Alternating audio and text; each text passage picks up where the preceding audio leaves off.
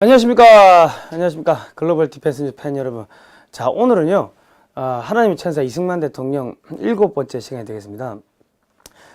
한 2-3주 동안 저희 방송 못 보셨죠? 저희가 어디 다른 데 간 게 아니고 사무실하고 스튜디오를 이 여의도 쪽으로 좀 이전을 했습니다. 그러다 보니까 이 적은 인력 가지고 이사도 해야 되고 뭐 프로그램도 만들어야 되고 하다 보니까 한 2-3주 못 했습니다. 중간에 또 뭐 설도 끼고 해가지고 좀 너그럽게 봐주시고요. 자, 오늘은요 6번째 시간으로 유태인, 그러니까 이스라엘인과 한국인이 같은 민족이다, 이런 이야기를 좀 해볼까 합니다.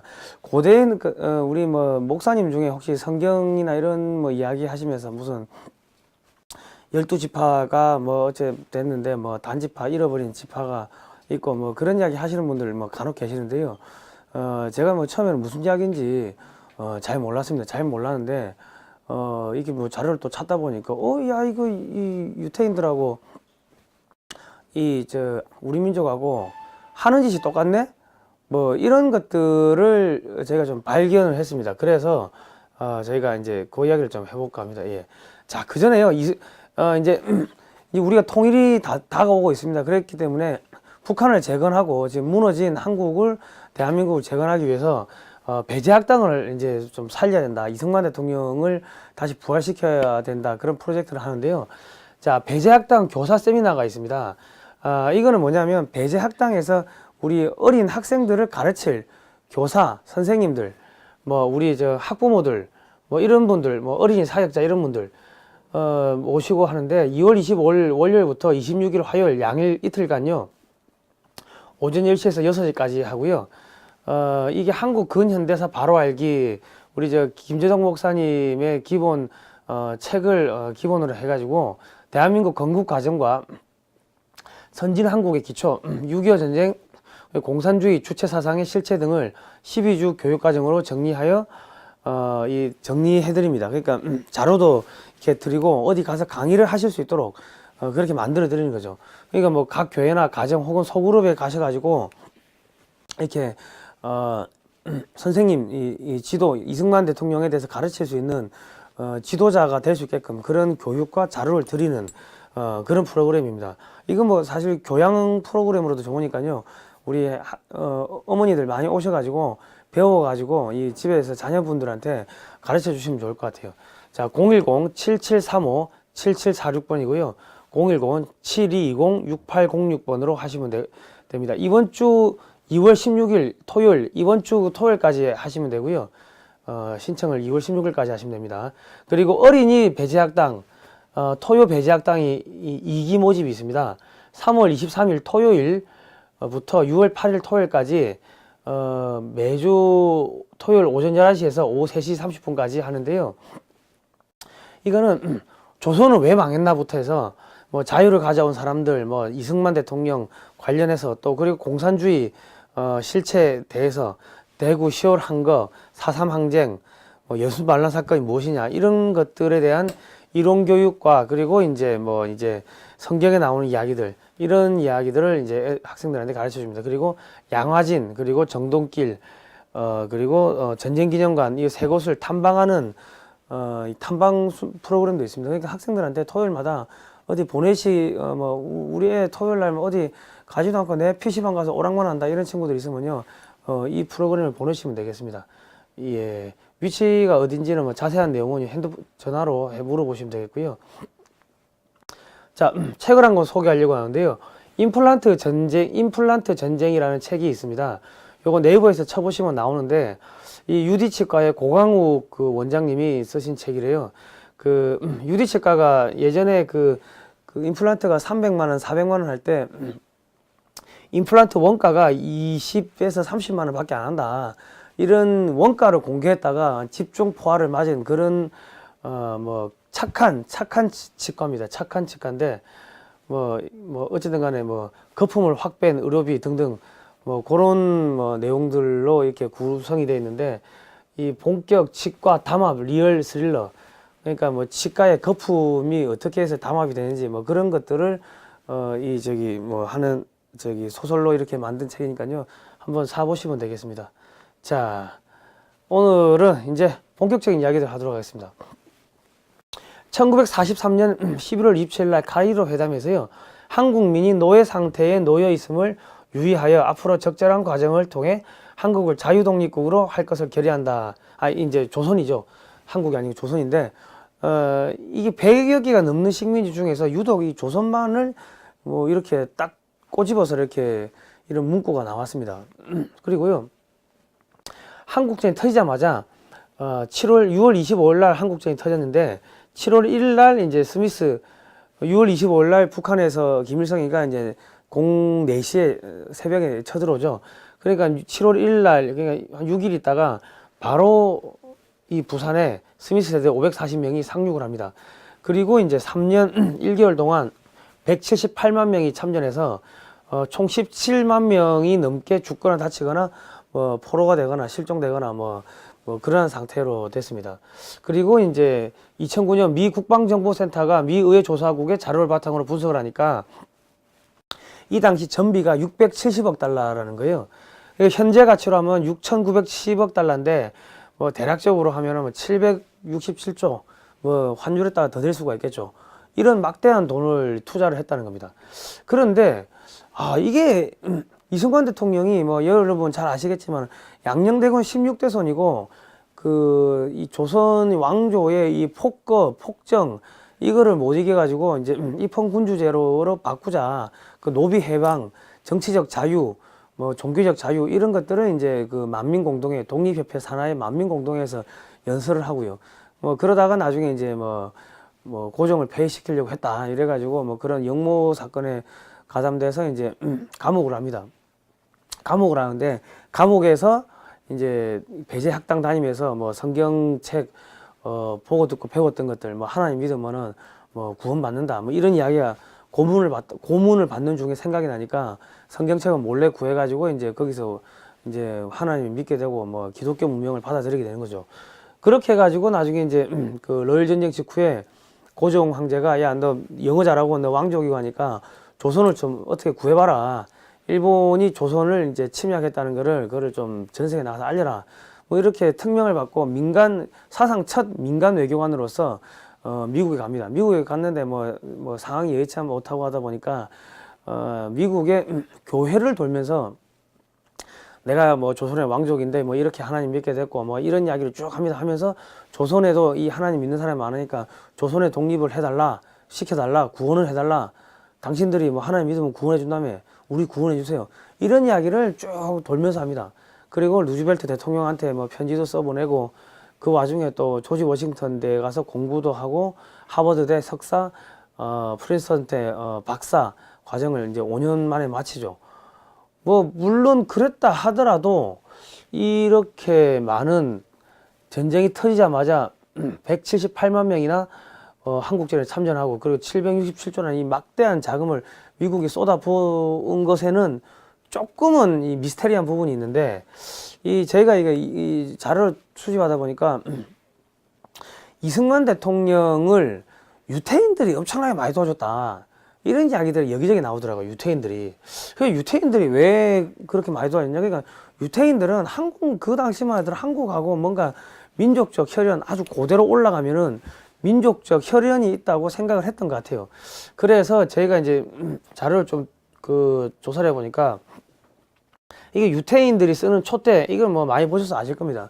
촛대인데, 이 신라의 금관하고 이게, 모습이 똑같습니다. 신라의 금관을 갖다가 이게 이제 우리 머리띠 형태로 이렇게 동그랗게, 놔둬서 그런 건데, 이거를 그냥 일자로 펼치면은 요런 모양이 됩니다.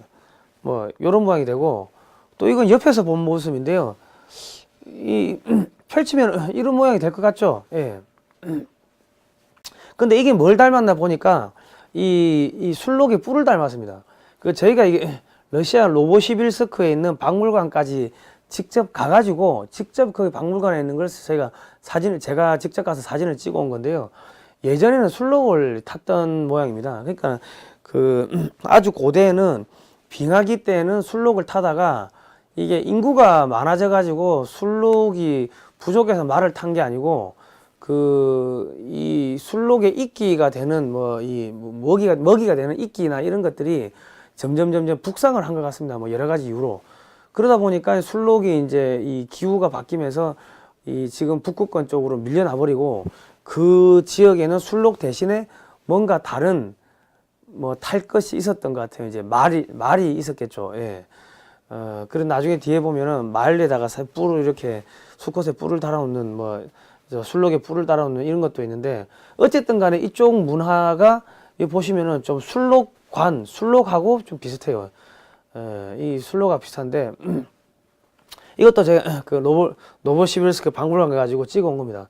이 보시면은 이 여기 깃털 꽂고 이거 보면 이 저기 우리 인디안 북미 인디안하고 그 남미 인디안 뭐 이쪽하고 좀 비슷합니다. 그 인더스 문명에 그 나오는 인디안들 뭐 모습 사진 그려놓은 거 있죠.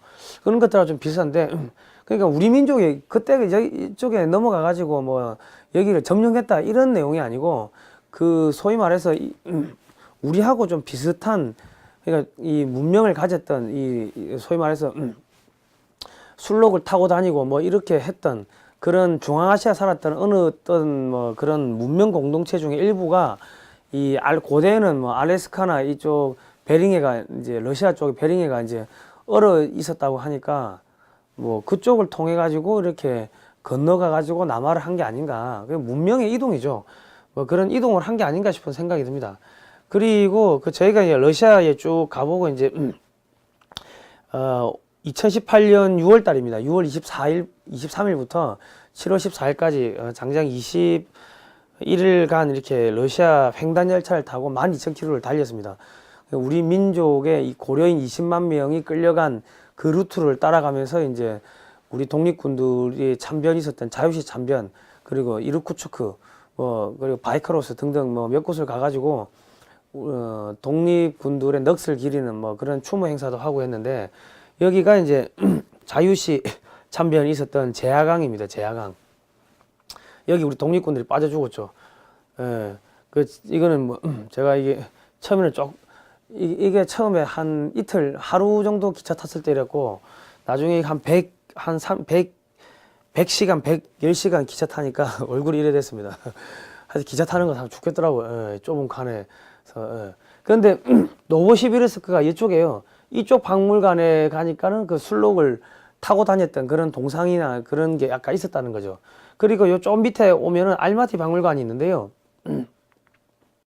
알마티 박물관이니까 뭐 이런 맘모습뿐만 아니라 이 술록 이거는 알마티에 있는 식당에서 사진을 찍은 건데 이 술록 모양 그리고 그 기념품들 보면은 이 술록을 상당히 형상화했던 그런 게 많더라고요. 박물관에도 맘모스 말고도 술록을 상당히 많이 갖다 놨더라고요. 그러니까 이 알마티 지역 그러니까 뭐 이 지역까지도 이 고대에는 엄청나게 추웠던 지역인 것 같습니다.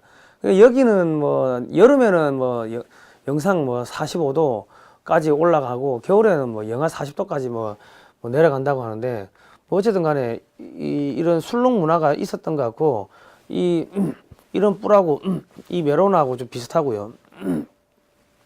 그러니까 여기가 술록이 있다가 뭐 왠지 어떤 이유인지 모르겠지만은 이쪽으로 이동을 했다가 예를 들어서 뭐 저기 이집트에 잡혀갔다가 다시 탈출하고 그런 과정을 거쳐 가지고 유럽으로 들어갔다가 뭐 저기 다시 미국을 통해 가지고 미국에 정착을 하고 뭐 그런 것 같습니다. 그리고 뭐 일부는 이쪽에서 바로 또 유럽 쪽으로 들어간 세력이 있을 거고 뭐 어쨌든 간에 이 중앙아시아에 있었던 이 민족하고 이 지금 이스라엘 유태인들하고 상당히 문화적으로 이 좀 근접성, 뭐 혈연성 이런 것들이 어느 정도는 보입니다. 예.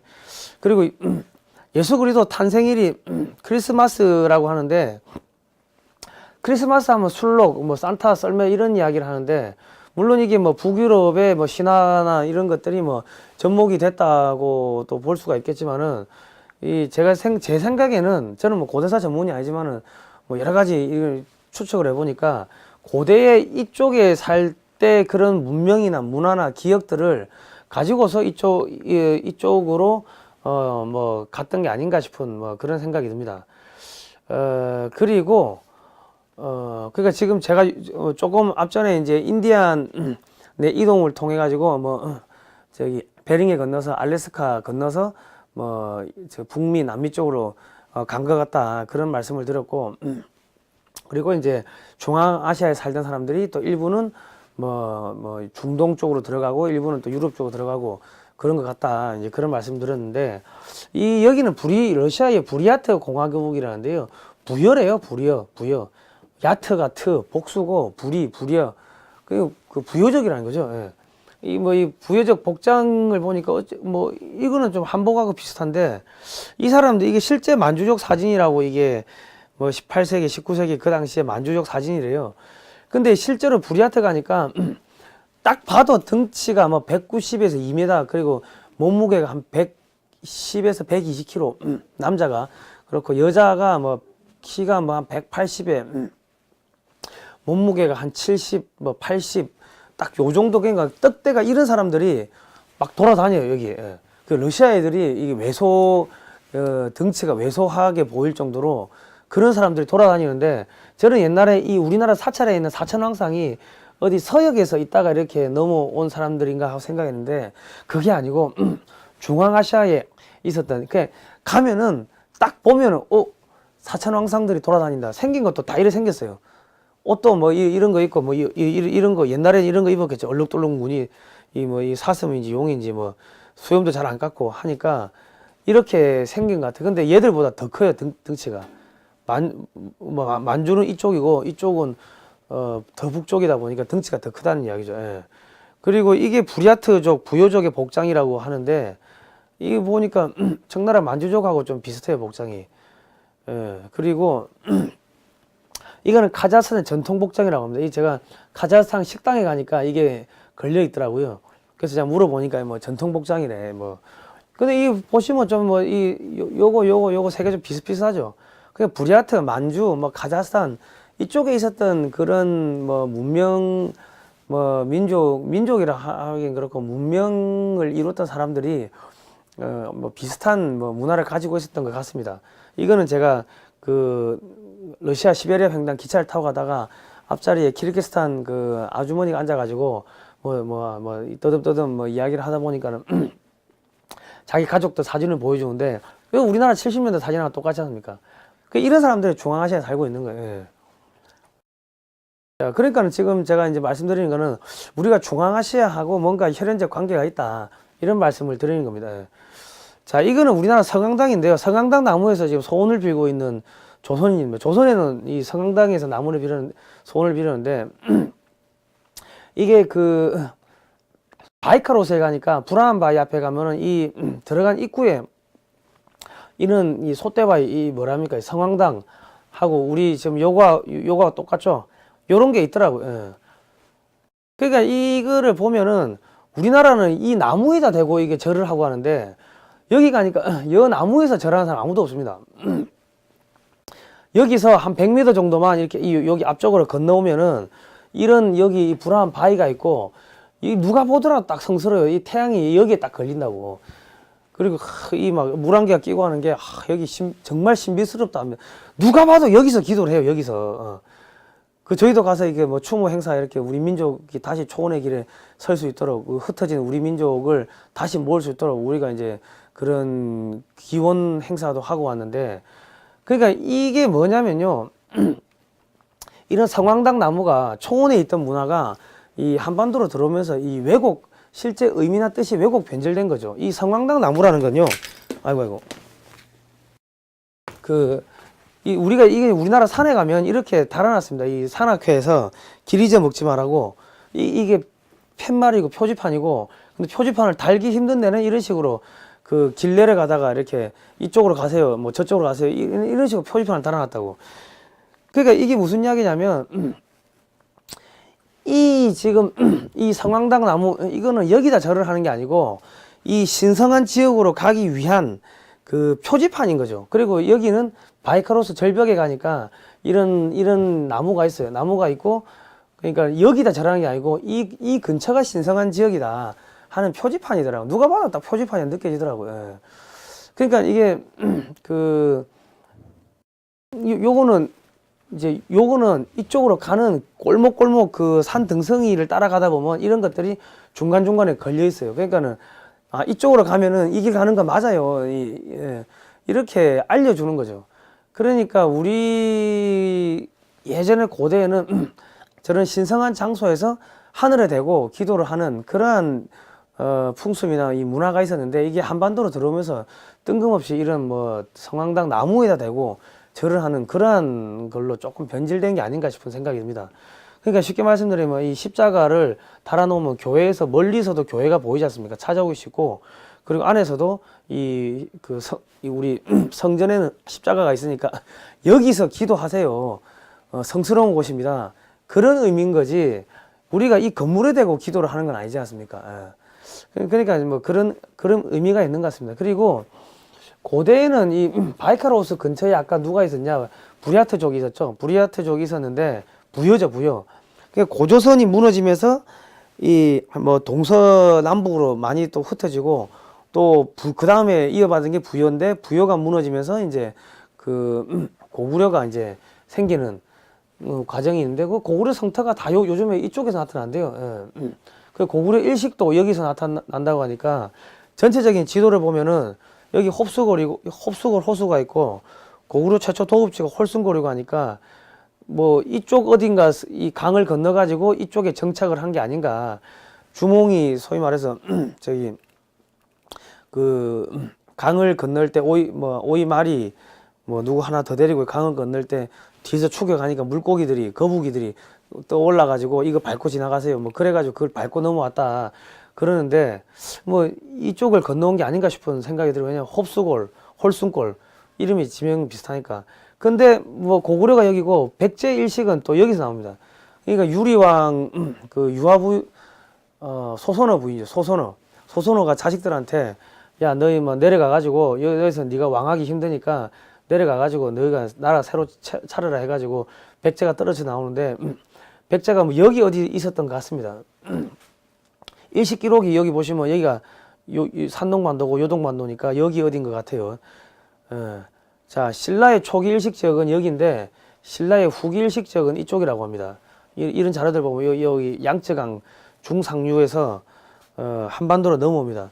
제가 여기서 드리고 싶은 거는, 뭐 우리 민족이 뭐 어떻게 해서 어떻게 연관이 있다 이런 것보다, 전체적으로 하나의 문명권을 갖고 있었던 사람들이 뭐 예를 들어서 뭐 이 북방 초원에 뭐 메뚜기가 나타나 가지고 뭐 다 쓸어 먹으니까는 갈 곳이 없어서 뭐 이동을 했든지, 동서남북으로 이동했든지, 아니면 전쟁 때문에 이동을 했든지, 뭐 기후변화 뭐 여러 가지 이유로 동서남북으로 이동을 했는데, 지금 수천 년의 시간이 지나니까 그 고대의 기억은 다 잊어먹고, 그 환경에 따라 가지고 코도 커지고 뭐 눈도 커지고 뭐 덩치도 이상하게 바뀌고 했지만은, 어쨌든 간에 술록 문화를 갖고 있는 그런 뭐 문화는, 이 DNA는 자기 스스로들도 알게 모르게 그런 여러 가지 문화나 이런 그 풍습이나 이런 것 속에 이제 남아 있다는 거죠. 예. 거기 보시면 이 이스라엘 유태인 촛대나 그 금관이나 여기 술록 뿌리나 이런 것들이 전체적으로 좀 유사하다, 이런 이야기를 드리고 싶고, 여기 카자흐스탄 알마티 박물관 가니까 이런 것들이 쭉 있더라고요. 근데 이게 이제 고대에는 이 술록을 타다가, 이게 술록이 없으니까 술록처럼 장식을 하려고 뿔을 단 게 아닌가 싶은 생각이 들고요. 그리고 여기도 전부 다 이 신라 장군도 이 뿔이 있고, 고구려 장군도, 양만춘 장군도 뿔이 있는 거 봤을 때는 전체적으로 그런 뭐 뿔이 있는 짐승을 숭상하는, 숭배하는 그런 문화가 있었던 것 같아요. 그리고 뭐 그런 거 보면은 유태인들하고 우리 민족하고 동과 서로 이렇게 흩어진 민족이 아닌가, 아주 고대에는 그런 생각을 유추해 볼 수가 있는 겁니다.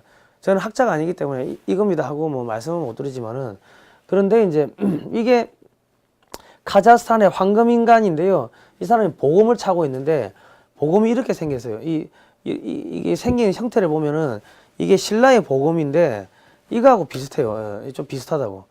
그러니까 이게 지금 경주 계림에서 나온 복음인데, 복음을 이제 복원하면 이렇게 된다는 건데, 이게 어디서 나오는가 보니까 4세기에서 5세기경에 이 지역에서 유행하던 문양이라는 거죠. 여기가 이제 어디 동남아 지역이지 않습니까? 이쪽에서 카자흐스탄을 거쳐가지고 이 경주 쪽으로 왔다. 그러니까 아주 고대에도 뭐 그냥 말 타고 왔다 갔다 했다는 거죠. 그러니까 우리는 소위 말해서 이 한반도에 갇혀 있고 조선 왕족 500년, 600년을 거치면서 그 고대 사서들 이런 거 다 불태우고 없애버리고 뭐 그렇게 했고 일제시대 또 거치면서 많은 기억들이 사라지고 서적들이 사라졌지만은 고대는 이렇게 왔다 갔다 했던 것 같다. 뭐 그러고요.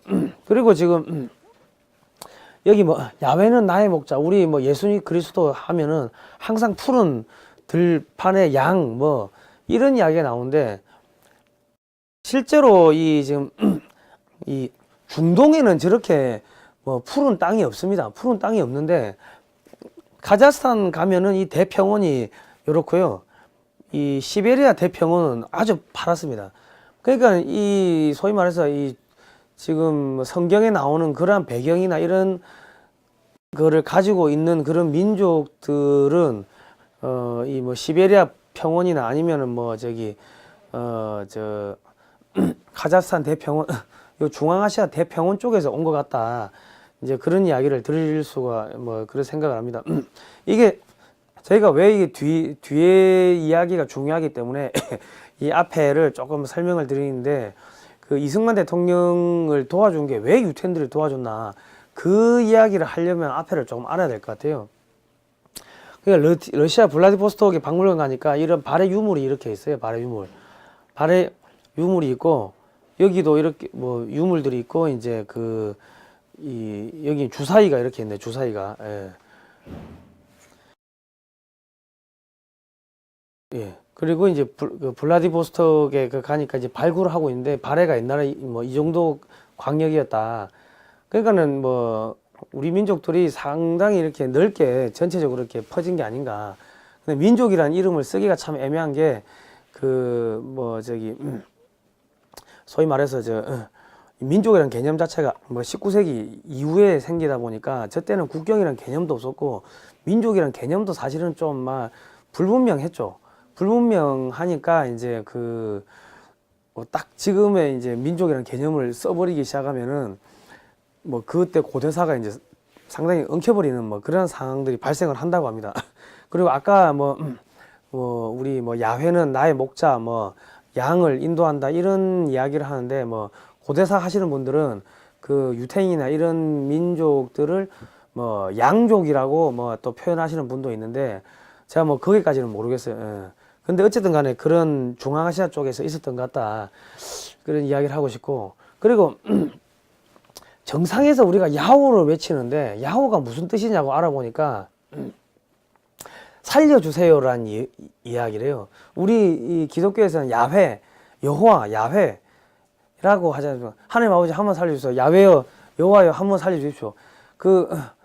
이런 기도를 하는데 야훼, 여호와, 이 의미도 같고 뜻도 같고 하늘에서 야호, 야훼여 한번 살려주세요. 뭔가 이 의식이나 이런 게 좀 비슷한 것 같아요. 예. 그리고 이 아시아 우리나라도 산에서 야호라고 외치는데 야호의 유래를 보니까 여기 보시면 나무를 베다 호랑이를 만날 때 야호를 했다. 뭐 살려달라는 이야기 아니겠습니까? 예. 그리고 몽골 정찰병이 가도 좋은가 뭐 이런 뜻으로 몽골어는 야호 하면은 가도 좋은가 뭐 그런 뜻이라고 합니다. 그러니까 우리가 이제 기도를 할 때 기독교 신자분들은 뭔가를 일을 할 때 하나님 내가 이거 해도 되겠습니까? 진행을 해도 되겠습니까? 항상 기도를 하고 하는데 몽골도 야 이거 해도 되겠습니까? 기도를 하고 하니까 그런 전체적인 이런 것들을 보면은 중앙아시아에 있었던 그런 풍습이나 유래나 문화나 이런 것들이 한쪽으로는 서로 가고 한쪽으로는 동으로 오고 유럽으로 들어가고 그러한 이 분화가 있었던 것 같습니다. 예. 그리고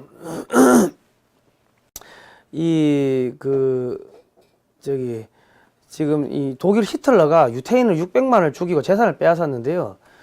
지금 이 학살이죠, 학살. 이 당시에 학살이 너무 이제 심하다 보니까 일본이 무슨 이야기를 했냐면은 야, 그 유태인들 죽이지 말고 야, 우리한테 보내라.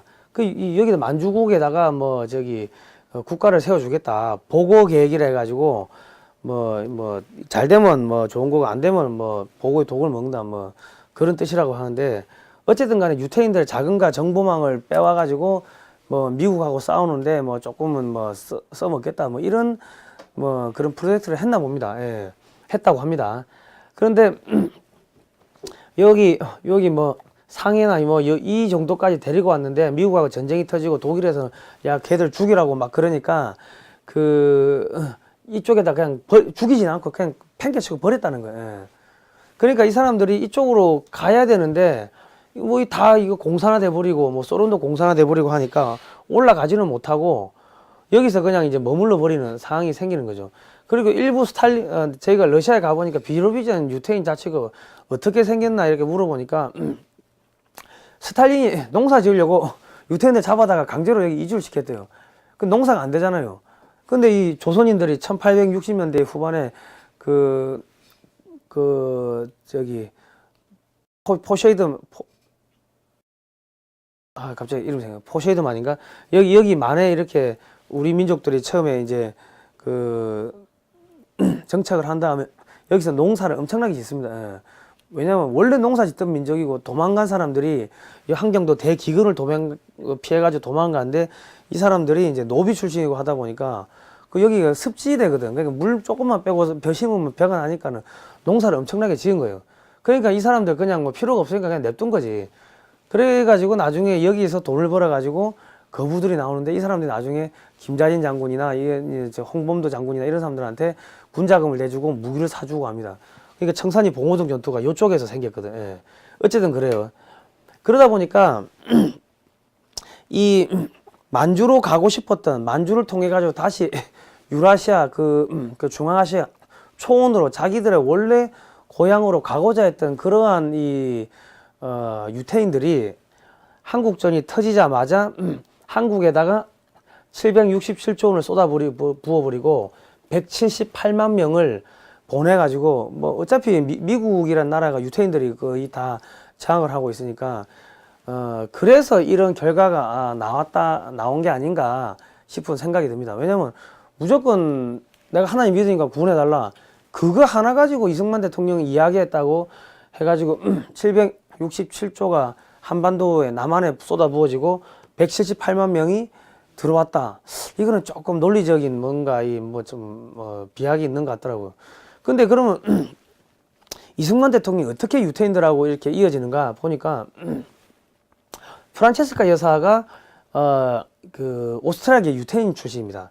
여기 보시면 1900년에 태어났는데 프란체스카 도너 여사가 가톨릭 가문의 오스트리아 사학가의 누돌프 도너 누돌프 히틀러도 누돌프 히틀러인가요? 도날드 히틀러인가요? 누돌프 뭐 어쨌든 간에 예. 자 그리고 아들이 없어 놓으니까 영리한 딸에게 가업을 잇기 원해 가지고 부친이 영국에 유학을 보냈대요. 영어도 유창했고 독일어 잘했고 그래가지고 이제 뭐 그 후에 이제 그 독일의 자동차 경주 선수 헬무트 베른과 결혼했는데 3년 만에 이혼을 하게 됩니다. 그리고 이제 1934년에 제네바에서 국제연맹 회의에 참석차 방문한 대한민국 임시정부 대표 이승만 대통령과 처음을 만나는데 처음에 어떻게 만났냐? 그 식당이 꽉 차가지고 앉을 자리가 없으니까 이승만 대통령이 합석을 했다는 거예요. 합석한 맞은편에 그 프란체스카 여사가 있었다는 거예요. 근데 프란체스카 여사가 첫 마디가 양반? 우리말로 양반? 그랬대. 예. 그러니까 나 어떻게 만났습니까? 물어보니까 양반이라 그랬대요. 그러니까 이 프란체스카 여사가 며칠 전에 뭐 조선의 양반에 대해서 책을 읽었다고 했나? 뭐 그런 이야기를 들었다고 했나? 근데 이 노 신사가 이 50대가 넘은 그때가 이승만 대통령 53세인가 그럴걸요. 결혼할 때가 53세인가 그런데 노 신사가 돈이 없으니까 감자만 한 개 먹고 있었다는 거죠. 그럼 뭐 양반 뭐 이런 물어보니까 야 이거 신기하다 싶어가지고 거기서 눈이 맞았다는 거예요. 뭐 그래가지고 이분이 평생 죽을 때까지 이제 뭐 이 이승만 대통령을 도왔는데 이 분을 통해 가지고 유럽의 그 유태인 학살이라든지 소련의 공산당이 어떠한 그 악행을 저질렀는지 그뿐만 아니라 국공 합작을 하면 어떻게 동국권 국가들이 몰락을 하고 무너지는지 이런 것들을 이 이승만 대통령한테 전달을 한 게 아닌가 그런 생각이 듭니다. 왜냐하면 유태인들의 정보망이 엄청 어마어마하니까요. 그리고 이제 1943년 미국 누즈벨트 대통령한테 우리 이승만 대통령이 편지를 3통을 써보내는데 그 조선의 독립에 대해서 막 이야기를 합니다. 그러니까 이제 5월 26일 날 세밀한 주의를 받았다 이런 이야기를 하는데 카이로 회담 초안 문서를 작성한 홉킨스 박사가 미 의회 내 감리교 출신하고 교류가 아주 깊었다는 거죠. 예. 그러니까 이승만 대통령이 감리교고 하니까 뭐 충분히 이야기를 들었든지 편지를 받든지 뭐 그렇게 해가지고 카이로 회담이 문서에 나오는데 이 과정에서 유태인들이 엄청나게 많이 도와줬다고 합니다. 그러니까 유태인들 엘리트층은 이런 한국민하고 그런 이 조선민족하고 그 사람 유태인 선조들하고 뭔가의 연관성에 대해서 알고 있었다는 거죠.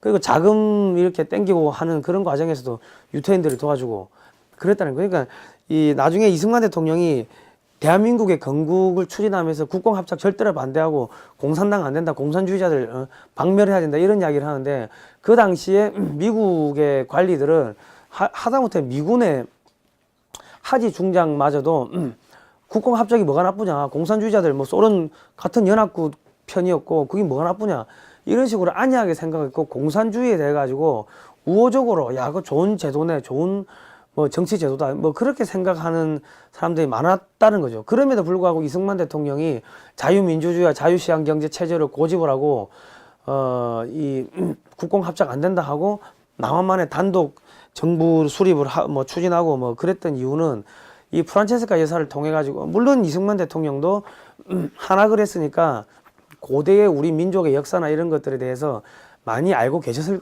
거라고 봅니다. 그리고 일제시대 이전에는 그러한 책들도 많았을 거고 그거 플러스 알파로 이 프란체스카 여사를 통해 가지고 유럽의 그런 유태인 학살 그리고 이제 뭐 이 소련의 그런 학살 1차 대전, 2차 대전에 대한 그런 뭐 각종 내용들 이런 것들을 많이 들었기 때문에 자유민주주의에 대해 가지고 확실한 전사 반공투사가 될 수 있었다고 저는 봅니다. 그리고 이제 이승만 대통령께서 이제 나중에 저편 인사이드 아웃이라고 일본이 미국을 칠 거다. 뭐 그런 이야기를 책을 쓰고서 뭐 몇 개월 있다가 이제 실제로 진주만 습격을 하는 일이 벌어졌는데 그러한 과정에서도 우리 여사 프란체스카 여사가 또 타이핑을 잘 치고 하니까 그런 원고 정리라든지 뭐 정보 수집 뭐 영어로 또 번역을 하고 뭐 여러 가지 면에서 엄청나게 이제 도움을 줬다고 합니다. 도움을 드렸다고 해요. 그리고 한반도에서 공산주의를 막는 것이 미국을 구하는 길이다. 이거 우리가 여기서 이게 한반도가 이 공산주의를 막는 방파제야. 여기서 뚫려버리면은 일본이 위험해지고 그러면은 이쪽 동쪽에서 공격받고 이쪽 서쪽에서 공격받으니까 우리가 여기를 막아주는 게 미국을 도와주는 거다. 뭐 이런 이야기를 해가지고 한미 상호방위조약과 2억 달러 무상원조 를 받아내고 20개 사단 무장시킬 수 있는 무기를 요구해가지고 어마어마하게 이제 다 받아내고 이제 다 체결하죠. 이 세계 요구 조건을 관철시키는데 나중에 2억 달러 무상 원조나 뭐 20개 사단 무장 시킬 수 있는 무기를 무상으로 받는 거는 이승만 대통령께서 하야하시고 나면서 흐지부지 되는 거고 한미 상호 방위 조약만 체결을 하게 됩니다. 근데 미국이 거절하자 방공포로를 석방을 해버립니다.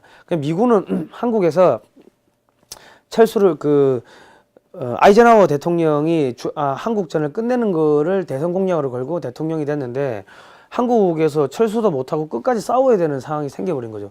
방공포로를 석방해 보니까 중국군한테 줄 포로가 없는 거예요. 그러다 보니까 미국은 이제 또 미국이 소련한테 겁먹고 도망갔다고 또 소문나면은 미국의 패권이 흔들리지 않습니까? 그러니까 이승만 대통령한테 이거 확 죽여버릴까 하다가 죽이지도 못하고 뭐 이렇게 살리자고 하니까는 답답하니까는 미국의 관리들을 보내는데 관리들이 이승만 대통령만 만나면은 오히려 정신교육을 단단히 받고 돌아가는 하다못해 성경 공부까지 강의를 받고 돌아가는 그러한 일들이 벌어진 거죠. 예. 그렇습니다. 그러니까 이승만 대통령의 그러한 백그라운드 배짱 미국 애들 붙잡고 이렇게 흔들고 했던 거는 기독교 문명이라는 그러한 공통적인 미국과의 공통적인 베이스도 있었고 그뿐만 아니라 그 유태인들, 그 소위 말하는 유태인의 삽인 거죠. 예, 유태인들하고의 그런 친분 관계, 그리고 그 윌슨 민족 자결주의를 주창했던 윌슨 대통령이 그 조지 워싱턴 대의 총장이었습니다. 이승만 대통령 입학할 때. 그런 백그라운드들, 또 프린스턴대, 하버드대 석사, 프린스턴대 박사, 국제법 박사. 그러니까 미국인도 하나를 가기 힘든 대학을 3개나 나온 그런 소위 말해서 유태인의 사위에 초엘리트의 학교 3개다와 대학교 들어갔을 때 은사님이 미국 대통령이야. 야, 그러니까는 이 땡깡도 이 눈치 봐가면서 부려야 되는데 이게 땡깡 부리고 해가지고 다 받아낸 거죠. 그러니까 한국과 미국이 동등한 위치가 될 수가 없는데, 이걸 보니까 이제 한국과 이 미국이 하나님의 자녀라면은 이 기독교 문명에서 기독교에서 말하는 하나님의 자녀는 또 다 똑같다. 그러면은 동등한 위치가 되는 거죠. 미국하고 한국하고 지금도 동등하지가 못한데 70년 전에는 동등할 수가 있었겠습니까? 그러니까 이거는 이 소위 말해서 하나님이 미국과 한국을 신의 이름으로 묶어놓은 신의 언약이 한미 상호 방위 조약이다. 그러니까 이거를 또 역사적으로 이야기하면은 고대 수천 년 전에 언젠지는 모르지만 이 흩어졌던 유대 민족들과 이 한민족을 갖다가 미국이란 매개체를 가지고서 이렇게 하나의 끈으로 묶어놓은 그러한 조약이 이 한미 상호 방위 조약입니다. 그러니까 우리는 이제 무기한으로 유효하다 돼 있고 자손 만대에 걸쳐 대물림되는 종신보험인데, 미래안전보장조약은 10년 단위로 갱신을 해야 되는 갱신형 보험입니다. 그러니까 이 미국이 일본을 안 믿는 이유가 유태인들을 뭐 살살 꼬셔가지고 데리고 와가지고 뭐 상해 그쪽에다 갖다 버린 그러한 역사적 과오도 하나가 있고, 그리고 조선에서 이 기독교 신자들을 하도 많이 죽였습니다. 하나님의 자녀들을 죽였다 이런 것도 하나가 있고, 그리고 천황이 하나님이 대체하니까 이 신사참배, 청황 숭배, 이 반기독교적이죠. 그리고 저기 또 미국을 폭격을 했지 않습니까? 진주만을. 그래가 수천 명을 5천 명 넘는 그 사상자를 낸 거 아닙니까? 그러한 것들이 전체적으로 맞물려 가지고 미국은 어떠한 경우에도 일본을 믿지 않는다. 그런데 한국은 뭐 어떤 경우든 간에 참 이승만 대통령이 맺어놓은 한미 상호 방위 조약 저거 하나 가지고 참 잘 우려먹고 있고, 그리고 소위 말해서 그 767조라는 그 어마어마한 그 자금, 어마어마한 자금, 또 우리 178만 명이 되는 그런 병사들의 피, 그러한 것들이 한반도에 어우러졌고, 또 한반도를 발판 삼아 가지고 만주 쪽으로 올라가서 중앙아시아로 가고자 하는 그런 유태인들의 그런 계획, 이런 것들이 맞물려져 가지고 이 한국전에서 저러한 결과들이 나왔다고 저는 그래 봅니다. 그러니까 유태인들이 각 나라로 흩어져 가지고 이스라엘이라는 나라가 없을 때 한국전에 3,000명이 참가를 했다고 합니다. 그러니까 한반도 이 만주로 이 중앙아시아로 들어가는 그런 이제 대문이 한반도라면은 일단은 급하니까 발 하나 디뎌 가지고 문이 안 닫히게끔 발 하나 디뎌 놓은 그 상태죠. 그리고 이제 손으로 밀고 어깨에 들어가고 머리 들어가고 하는 그러한 시점에 왔습니다. 그러니까는 이번에 김정은이가 아주 조만간에 끝나지 않겠는가 싶은 그런 생각이 들어가지고 오늘 제가 이런 이야기를 했는데, 미국은 지금 폴란드, 루마니아에도 미군이 들어가 있고요. 터키, 카자흐스탄, 몽골까지는 다 미군이 들어가 있습니다. 미군 기지가 다 있어요, 여기다가. 몽골에는 장비들이 다 가 있고, 여차하면 사람만 가면은 장비를 쓸 수 있게끔 그 일개 여단 정도의 그런 장비들이 들어가 있다고 합니다. 그리고 이제 남은 지역이 그 만주와 한반도, 북한 지역이죠. 그러니까 여기가 이렇게 이어져 버리면 신만리장성이 되고 러시아와 중국이라는 이 양대 공산권 국가, 미국 패권에 도전하는 국가를 분리하는 거대 신만리장성이 생기는 거죠. 그리고 만약에 북한 지역에 미군이 이제 북한 지역을 우리가 이제 흡수통일하게 되면은 한미 상호 방위 조약에 따라 가지고 미군을 이제 북한에 주둔시킬 수가 있고, 그러면 주변국이 간섭을 못 하겠죠. 그리고 어차피 한반도와 부속도서가 우리 대한민국 영토니까 그리고 이제 이 중국이나 러시아는 이 미군이 들어오면은 이거를 막기 위해 가지고 엄청난 군비를 쏟아부어야 되니까 결과적으로 지금 뭐 경제가 폭삭 내려앉고 있는 상황에서 군비 증강으로 이제 망할 수밖에 없는 그러한 사태가 되고요. 그리고 일본 같은 경우는 전략적 가치가 대폭 감소해 버립니다. 그게 뭐 경제적 가치가 필요가 없는 거죠, 사실. 그리고 이제 만주까지 이 한반도 영역이 들어왔다. 그러면은 만주에다가도 미군 기지 설치할 수가 있고요. 그럼 우리가 몽골하고는 이제 그 한국, 몽골 상호 방위 조약 아까 보셨다시피 몽골하고 뭐 저기 우리하고 고구려하고 뭐 백제하고는 뭐 같은 민족이었던 것 같으니까 야 우리가 뭐 남이가 하고 그렇게 같이 그 가서 뭐 같이 어울려 다니고 하면 되죠. 아직도 몽골 사람들은 저기 한국을 어머니 나라라고 한대요. 그 왜냐면 원나라 때 그 고려 몽골 아가씨들이 20만 명이 고려에 와가지고 결혼을 했고 그리고 이제 고려에서도 뭐 또 저기 그 뭐 결혼 동맹 해가지고 원나라 황실의 외척으로서 이 고려 왕실이 엄청나게 힘을 썼다 뭐 그렇게 하니까 뭐 그 형제다 이래 하면 되는 거죠. 예. 그렇게 되면은 이렇게 폴란드부터 이렇게 이제 미군 기지가 쭉 깔려버리는 거죠. 예. 이게 실제로 이게 초원에 가면은 길이 이렇게 하나밖에 없어요. 예. 이게 초원의 길입니다. 예. 다른 데는 다 사람 이 정도는 이 가슴 정도는 풀이고요. 한 1m 이상 된 풀이고 가는 길만 이렇게 나와 있더라고요. 예. 여기 차가 한 대 지나가고 있는데 자 이게 초원의 길이 이제 여기서부터 이렇게 이제 이어지는 시점이 왔습니다. 이제 딴 데는 다 이어졌고 이제 여기만 이어지면 되는데 이게 이제 그 유태인들이 말하는 그 뭐 미국인들이 말하는 여기를 이어가지고 복음의 길, 로드 오브 갓, 하나님의 길로 만들겠다, 복음의 길로 만들겠다. 그러니까 이게 뭐 기독교 문명, 뭐 혹은 유태인, 뭐 혹은 미국이 구상하는 바가 이런 건 것 같습니다. 그러니까 지금 여기에다가 발만 하나 걸쳐놓은 거죠. 문 닫히지 말라고.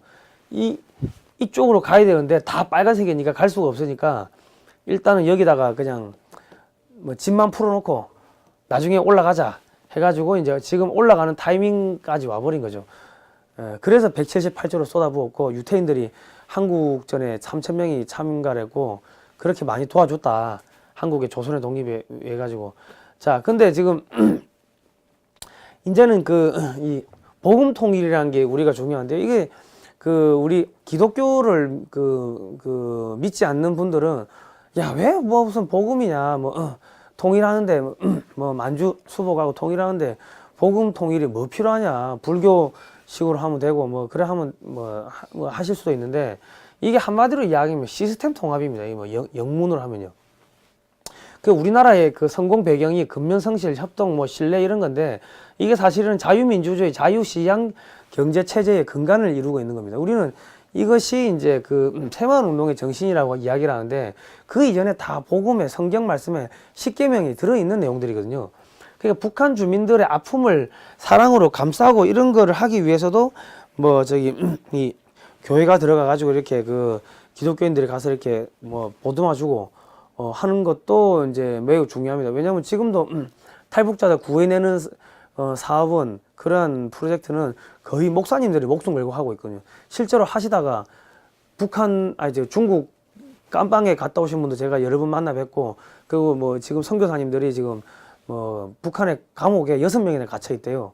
근데 문재인 대통령은 뭐 평화 이야기하면서 북한을 퍼줄 생각은 하고 그분들을 야 석방해달라 이런 이야기를 한마디도 안 합니다. 예. 나쁜 사람이죠. 저 양반은 지옥 갈 겁니다. 나 죽어서. 자, 북한 주민들에게 저희가 북한 주민들 뭐 이렇게 쭉 만나보고 하면은 근면성실 뭐 이런 게 안 되기 때문에 일을 시킬 수가 없다더라고. 근로자로서 쓸 수가 없대요. 그러니까는 이런 이 복음이나 이런 걸 통해 가지고 북한 주민들의 근면성실, 협동, 신뢰, 직업적 소명의식, 이 직업은 하나님이 주신 거다. 뭐 이런 것들을 어느 정도 심어야지 북한 이 근로자들을 임금을 주고 쓸 수 있는 그런 노동자로서 이렇게 성장을 시킬 수가 있는 거죠. 그리고 사람의 교육이라는 게 단순한 기능적인 교육이지만은 이런 복음이라든지 이런 뭐 교리라든지 성경 말씀 이런 부분들은 그 인간을 스스로 깨우치게 하고 자발적으로 앞으로 나아가게 하고 인간을 스스로 변화시키는 그런 교육이기 때문에 영적인 부분을 변화시키는 교육이기 때문에 저 70년 동안 저런 악령 김일성, 김정은, 김일성, 김정일, 김정은 악령 세습 사탄들에 의해 가지고 이 영혼이 갇혀있던 사람들을 이 영적으로 구원하는 그런 부분에서도 이 복음 통일이라는 것은 매우 중요하다. 그리고 또 중요한 건 뭐냐? 어차피 북한을 어떻게 할 거냐, 그래 만주를 어떻게 할 거냐, 이런 부분은 미국이 전적으로 하는 거지 우리나라가 지금 힘이 있습니까? 지금 뭐 어떻게 할 수 있는 부분이 아니거든요. 그런데 복음 통일 미국 사람들하고 이야기할 때는 기독교 방식으로 이야기를 해야죠. 야, 복음 통일, 우리가 이 복음 통일 하겠다, 이런 이야기를 해야지 미국 사람들이 그래 한국을 믿을 수가 있겠다. 북한도 너희가 하고 만주도 너희가 알아서 해라, 이렇게 해야지 북한이나 만주가 우리 편으로 들어오는 거죠. 이 소위 말해가지고 이승만 대통령께서 초창기에 대한민국을 건국할 때 이승만 대통령이 깜빵에 있을 때 독립협회 직원 활동가들 뿐만 아니라 전국의 똘똘한 친구들이 전부 다 감옥에 다 옵니다. 국사범으로 잡혀가지고 감옥에서 이승만 대통령한테 이제 성경도 배우고 뭐 역사, 영어, 뭐 전 세계 지리 이런 고급 학문을 배우게 되는데, 나중에 이분들이 미국과 한국 조선과 이 메신저 역할을 하고 조선에서 한국 대한민국이 건국되는 데까지 가교 역할을 합니다. 미국에서 봤을 때 야, 저기 믿을 놈이 하나도 없는데 우리가 직접 들어가서 하지, 이렇게 됐을 건데, 믿을 수 있는 사람, 그리스도인들 있다, 하나님의 자녀가 있다. 그렇기 때문에 이승만 대통령한테 그거를 소위 말해서 대한민국의 통치를 이렇게 맡긴 거죠. 그러니까는 그런 부분도 우리가 역사적으로 다시 이제 재활용을 한다면은 온고지신이라 하지 않습니까? 온고지신.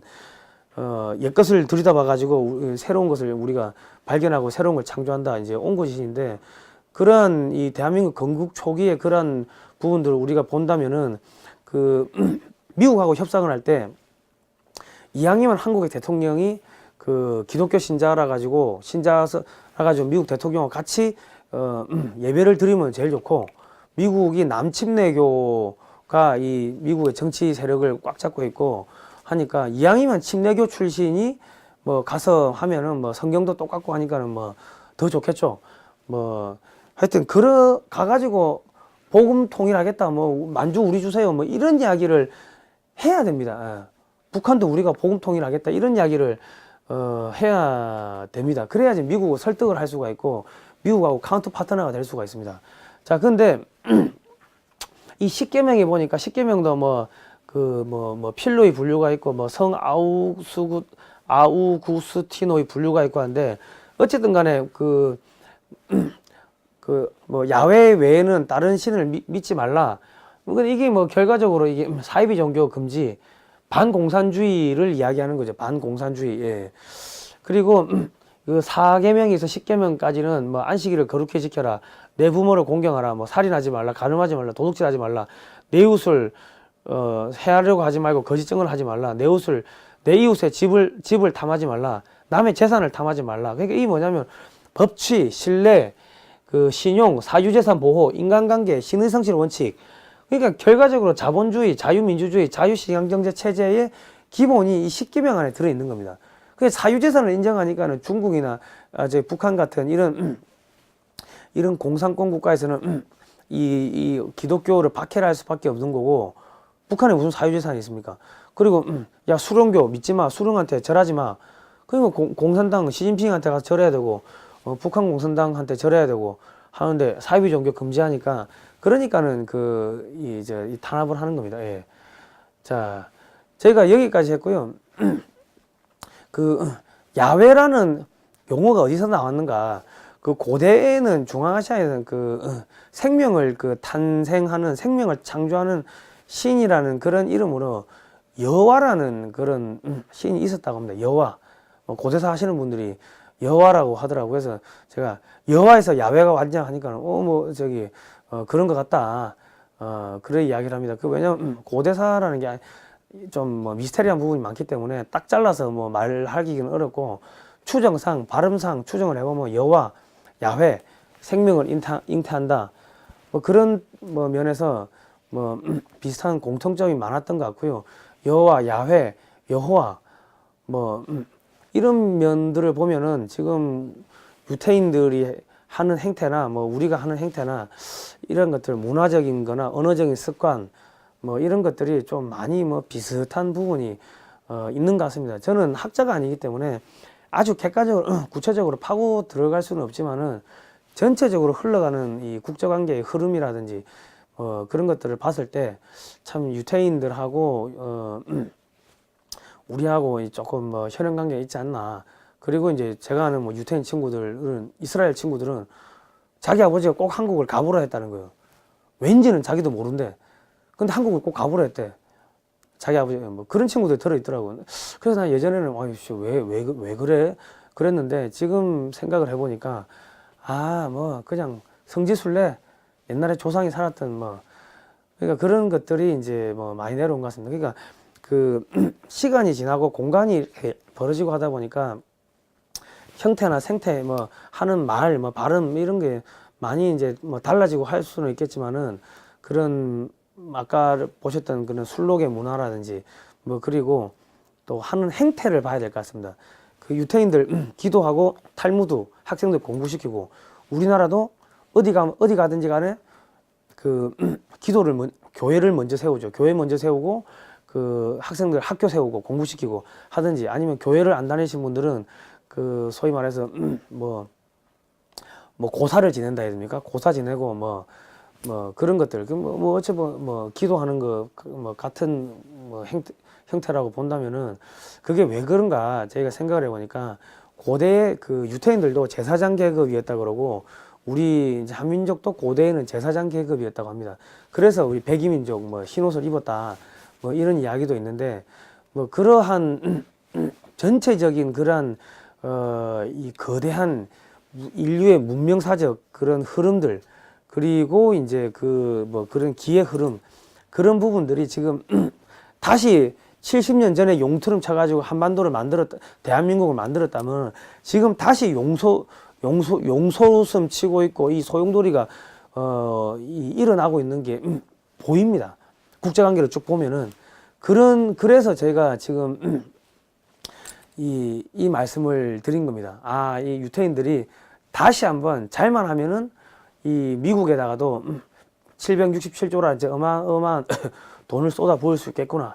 잘만 하면은 우리가 만주까지도 수복을 하고 반중이 아니라 중국을 멸하는 시기가 뭐 10년 이내에 뭐 조만간에 찾아오겠구나. 지금 미국이 경제 제재를 하니까 504만 개의 중국 기업이 중국에서 부도가 나서 없어졌다고 합니다. 그게 통계에 잡히는 건 모르고 통계 안 잡히는 거까지 하면 더 되겠죠. 이 상태로 조금만 더 가면은 뭐 중국에 남아나는 기업이 아마 없을 것 같습니다. 그래서 우리가 역사적 자긍심을 찾아야 되는데 뭐 헬조선이 헬코리안이 대한민국을 망가뜨리고 동성애를 퍼뜨리고 그 1년에 낙태가 109만 명이래요. 하루에 3,000명씩 죽어나가는데 그렇게 사람들을 우리 어린 아이를 죽여내 보내면은 그게 뭐 출산율 저하 문제도 있겠지만 영적인 부분에서 그런 이 혼탁한 그런 원혼들이 우리나라를 이렇게 괴롭히는 거고 뭐 그렇게 되다 보면은 우리나라 지도자들뿐만 아니라 대한민국의 전체적으로 이 해가 될 수 있으니까 그러나 영적인 부분들도 우리가 좀 신경을 써가지고 뭐 각 종교단체에서 열심히 기도도 하시고 북한 구원을 위해 가지고 기도를 해주셨으면 좋겠습니다. 자, 오늘은 여기까지 하고요. 저희가 이 좋은 강연 하려고 하면 사실은 엄청나게 많은 예산이 듭니다. 이게 자료도 많이 사봐야 되고 하니까요. 일회성으로 43820-016604 SC제일은행으로 저기 뭐 시청료 좋은 영화 보셨다 생각하고 만 원씩만 후원을 해주시면 감사하겠습니다. 자, 그리고요. 황금알 낳는 최첨단 방위산업 요 책도 꼭 좀 사주시면 감사하겠습니다. 글로벌 디펜스 뉴스에서 홈페이지에서 사실 수가 있습니다. 자, 다음번에 또 좋은 시간, 좋은 내용으로 찾아뵙도록 하겠습니다. 예, 고생하셨습니다.